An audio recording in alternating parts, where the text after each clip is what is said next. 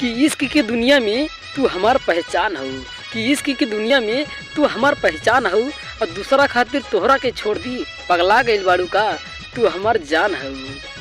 ई जाने बा तोहरे नाम जाने अब मत तरसावा हो, ई जाने बा तोहरे नाम जाने अब मत तरसावा हो।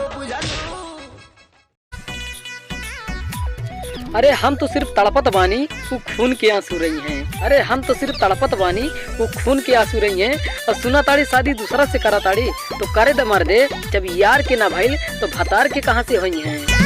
कर विश्वास जानी लेकिन के जात पो याद करी बात भरो बारे गिरात भो छुट्टी जाई नाम लिखवा के घुमल हाथ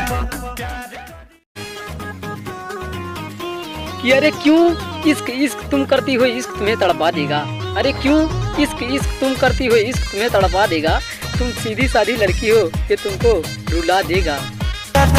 मुझे दर्द दिल का पता न था और प्रेम का रोग लगा दिया, और प्रेम का रोग लगा दिया।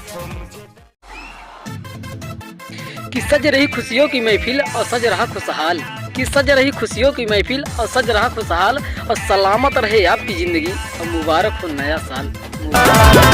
तो खा के मुर्गा पी के बियर बोलल जाई हैप्पी न्यू ईयर, खा के मुर्गा पी के बियर बोलल जाई हैप्पी न्यू ईयर।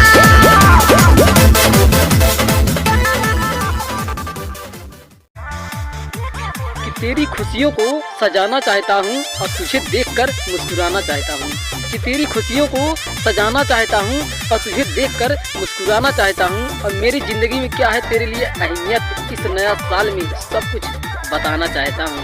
खुशी ना तेरे जाने का गम, नया माल